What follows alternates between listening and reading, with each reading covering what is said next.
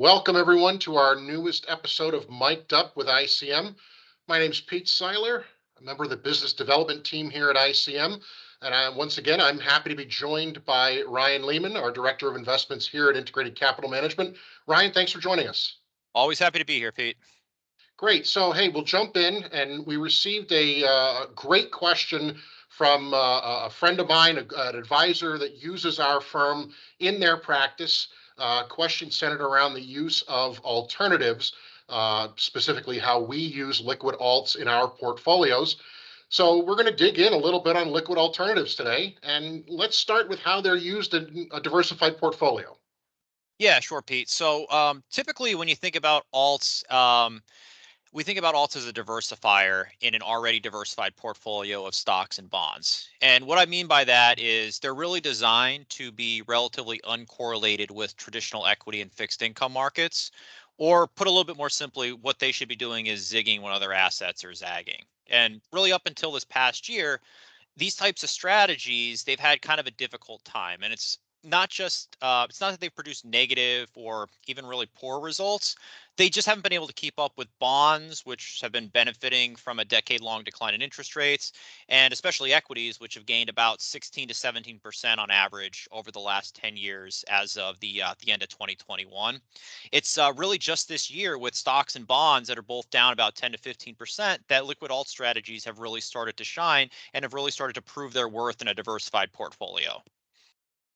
Awesome. So obviously these types of strategies come in all shapes and sizes and different forms. Let's talk about a few of the broad categories that ICM uses in our strategies. Let's start off, and can you talk to us a little bit about long short equity? Yeah, absolutely. So long short equity is pretty much exactly as it sounds. So what you're doing is you're basically going long a basket of stocks that you like, and you're going short a basket of stocks that you don't like. And performance wise, what you're left with is going to be that alpha between your long and your short positions. So ideally, what you'd like to see is that your longs are going to outperform your benchmark, and then your short positions should ideally decline in value or at least underperform your benchmark at the same time.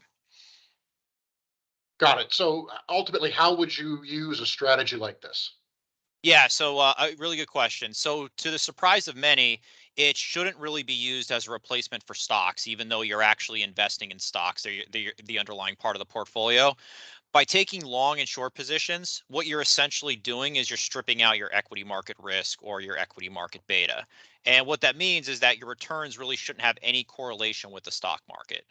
One caveat to that, though, is that some managers they are going to embed a little bit of beta into their portfolio, which is going to potentially increase returns when equity markets do well.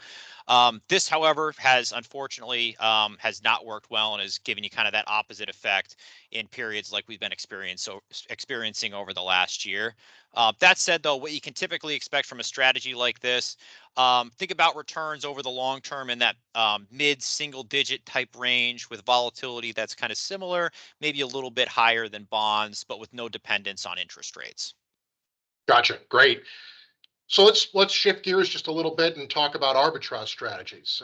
They're used in a number of ICM's portfolios as well. Can you dig in a little bit there? Yeah, so just to first define arbitrage, and arbitrage is going to be a risk-free profit, and I'm going to put risk-free in air quotes because most real-life arbitrage opportunities, they're still going to embed some sort of risk.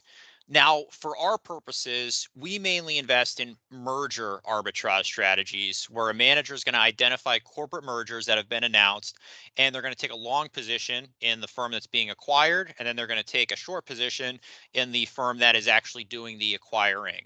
And the potential profit opportunity here exists because the market's going to price in a spread that accounts for the fact that the deal may not actually close, that there's some risk that the deal may fall apart before its actual closing date.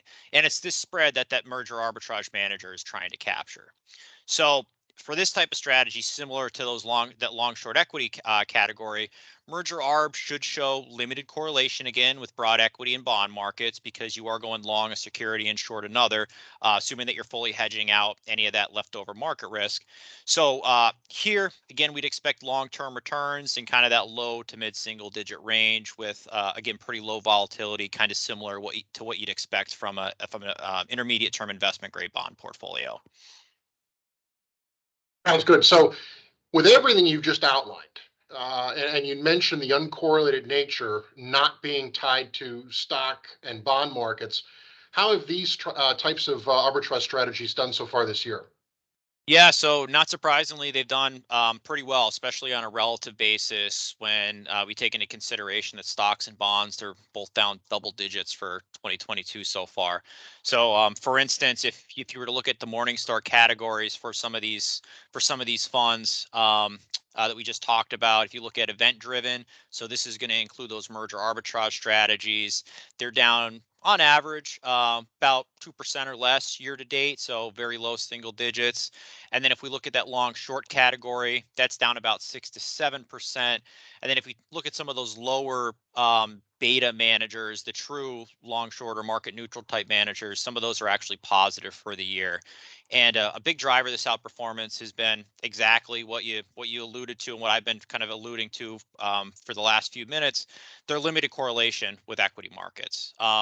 But possibly even more critical in this year's environment has been their lack of correlation with interest rates. So unlike your traditional bonds, which are going to be negatively impacted when rates rise, many of these strategies, they actually benefit from higher rates because higher rates mean a higher return on their residual cash. So this is a really crucial part of the total return for a lot of these funds.